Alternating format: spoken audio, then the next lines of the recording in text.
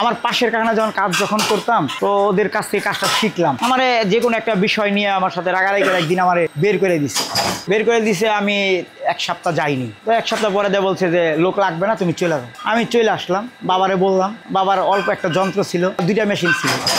এই 2টা মেশিন থাকাকালীন এটাই নিয়ে আমি শুরু করছি। ইচ্ছা ছিল যে আমি এই মালটা ভালো তৈরি করুম, ভালো বিজনেস মানে সব জায়গায় ছড়ামো, এটাই চিন্তা করলাম। আমার সবচেয়ে সফলের পিছনে আমার বাবা। আর বাবার পরিচয়ে অনেক জায়গায় আমি সাপোর্ট পাইছি। অন্যান্য দোকানদার আমার সাপোর্ট দিছে, টাকা দিত, মাল বানায় দিতাম।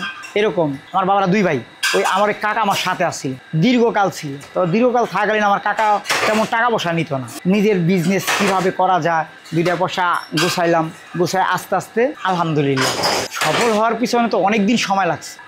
মোটামুটি বছর 4-5 বছর চলে গেছে। ওই 1 বছর তো যুদ্ধ বলতে গেলে ওদিক দিয়ে রাত্রে চাকরি করতাম, দিনে এসে মাল নিজে কাটতাম, ওয়েল্ডিং করতাম, আবার মাল নিয়ে মার্কেটে যেতাম। এই ধরেন মিরপুর যাইতাম, তারপরে নবাবপুর যাইতাম, নবাবপুর এলাম কাছে, হ্যাঁ এইখানে দিতাম। আমি এমন সময় রিক্সা আর কি সাইকেল দিয়ে মাল নিয়ে গেছি। ওই সাইকেল দিয়ে আমি চলে যেতাম। আমার পেজটা ছিল অনেক দূরে, বাংলাদেশ প্রতিদিন। ওরা যখন নতুন শুরু করলো যুগান্তরে মতিঝিলে যেতাম। এরপর ওরা নিয়ে গেছিল আপনার ইয়েতে বসুন্ধরা সিটি।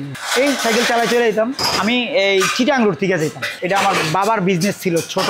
আমার ঠিক অল্প বয়সে ব্যবসাটা হাল ধরা লাগছে। বাবা যে বিজনেসটা আগাইতে পারে না, বাবা স্টপ করছে, সেজন্য বেশি অংশ সমস্যা।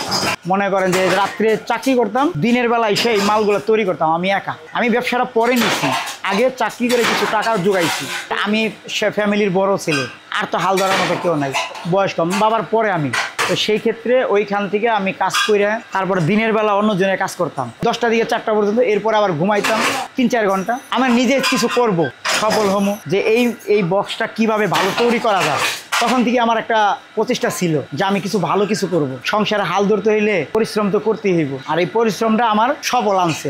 মানুষে একটা লক্ষ টাকা বিল্ডিং তৈরি করে, তো সেই ক্ষেত্রে লক্ষ টাকা বিল্ডিং করে, এই বক্সটার কতটা দাম?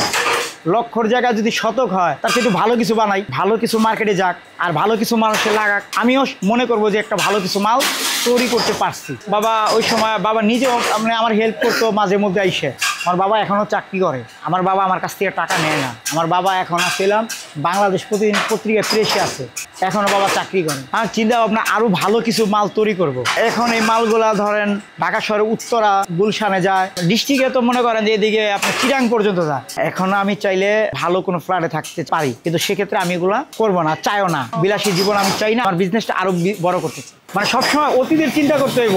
আমি বর্তমানে যা আছি আলহামদুলিল্লাহ, ভবিষ্যতে যা হবে এগোরি নিয়ে। মানে আমার এই মেশিন, তারপরে ভালো কোয়ালিটি মাল, এটি আমার ভবিষ্যৎ। সবাই তো শিক্ষিত, আমি 5 পাস, তো সেক্ষেত্রে আমার হাতে আমি কাজ জানি। ছোট করে শুরু করছি, তো সেক্ষেত্রে যে আমি একটা মালের এই ব্যান্ড তৈরি করে যে বড় সড়ো ভালো একটা কোম্পানি করার ইচ্ছা আমার এই একবারে ছোট থেকেই এটা আমার মানে আশা, কষ্ট করে যাচ্ছে, এখনো করতেছি।